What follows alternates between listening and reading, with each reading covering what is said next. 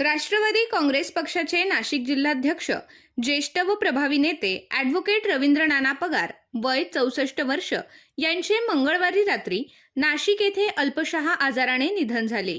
त्यांच्या पार्थिवावर बुधवारी मूळगावी उत्राणे तालुका बागलाण येथील स्मशानभूमीत शोकाकुल वातावरणात अंत्यसंस्कार करण्यात आले।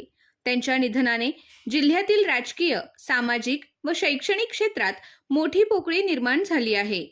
अंत्यसंस्कार प्रसंगी मंत्री छगन भुजबळ, नरहरी झिरवाळ, आमदार दिलीप बनकर, आमदार दिलीप बोरसे, माजी आमदार संजय चव्हाण, राष्ट्रवादी काँग्रेसचे तालुकाध्यक्ष राजेंद्र सोनवणे, केशव मांडवडे, डॉक्टर तुषार शेवाळे, प्रसाद हिरे, रंजन ठाकरे, मराठा विद्याप्रसारकचे चिटणीस दिलीप दळवी, जिल्हा कार्याध्यक्ष प्रसाद दळवी, विष्णू पंत, महेश धुने, ज्येष्ठ नेते रामचंद्र बापू पाटील यांच्यासह सर्वपक्षीय पदाधिकारी, कार्यकर्ते तसेच मोठ्या संख्येने गावकरी उपस्थित होते। गेल्या काही दिवसांपासून ॲडव्होकेट पगार यांच्यावर नाशिक येथील रुग्णालयात उपचार सुरू होते, मात्र उपचारांना प्रतिसाद न मिळाल्याने मंगळवारी रात्री त्यांची प्राणज्योत मालवली। बुधवारी सकाळी नाशिकहून त्यांचे पार्थिव सटाणा येथे आणण्यात आले। यावेळी सर्वपक्षीय नेत्यांनी तसेच देवळा, सटाणा, करहे, कुपखेडा, चौगाव, नामपूर आदी गावातील पदाधिकारी, कार्यकर्ते व मित्रपरिवाराने श्रद्धांजली अर्पण करत अंतिम दर्शन घेतले। उत्राणे येथील त्यांच्या निवासस्थानापासून अंत्ययात्रा काढण्यात आली। संपूर्ण गावासह पंचक्रोशीतील नागरिक शोकसागरात बुडाले होते। स्मशानभूमीत त्यांच्या पार्थिवावर मुखअग्नी देण्यात आली। ॲडव्होकेट रवींद्र नाना पगार हे 2012 पासून राष्ट्रवादी काँग्रेस पक्षाचे नाशिक जिल्हाध्यक्ष होते। सुमारे 40 वर्षांची प्रदीर्घ व सक्रिय राजकीय कारकीर्द असलेल्या पगार यांनी युवक काँग्रेस व विद्यार्थी संघटनेचे जिल्हाध्यक्षपद यशस्वीपणे भूषवले होते। त्यांनी नाशिक महानगरपालिकेच्या शिक्षण मंडळाचे उपसभापती म्हणूनही काम पाहिले होते। शरद पवार, दिवंगत आर पाटील, अजित पवार आणि मंत्री छगन भुजबळ यांचे ते निकटवर्तीय मानले जात।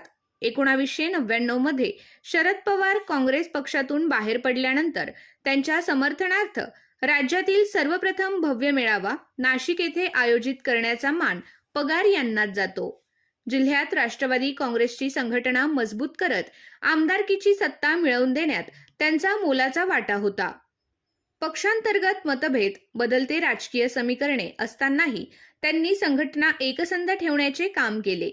महायुतीत सहभागी होण्याचा निर्णय झाल्यानंतरही त्यांनी अजित पवार व मंत्री छगन भुजबळ यांच्या पाठीशी खंबीरपणे उभे राहत जिल्ह्यात संघटनात्मक बांधणी केली। त्यांच्या निधनाने एका अनुभवी, तळागाळातील कार्यकर्त्यांशी नाळ जोडलेला आणि निर्णयक्षम नेता काळाच्या पडद्याआड गेला असल्याची भावना सर्वत्र व्यक्त होत आहे। उपस्थित मान्यवरांनी यावेळी श्रद्धांजली अर्पण करत त्यांच्या कार्याला उजाळा दिला। त्यांच्या पश्चात पत्नी, एक मुलगी, मुलगा आकाश असा परिवार आहे। दिवंगत उपमुख्यमंत्री अजितदादा पवार यांच्या निधनानंतर त्यांच्या जागेवर पत्नी सुनेत्रा पवार यांची उपमुख्यमंत्रीपदी नियुक्ती झाली। याच धर्तीवर ॲडव्होकेट रवींद्र पगार यांच्या जागी मुलगा आकाश पगार यांना जिल्हाध्यक्षपदी संधी द्यावी अशी मागणी उपस्थितांकडून झाल्याने मंत्री छगन भुजबळ व मंत्री नरहरी झिरवाळ यांच्याकडून हिरवा कंदील देण्यात आला। आय न्यूजसाठी विनोद पाटील, नामपूर।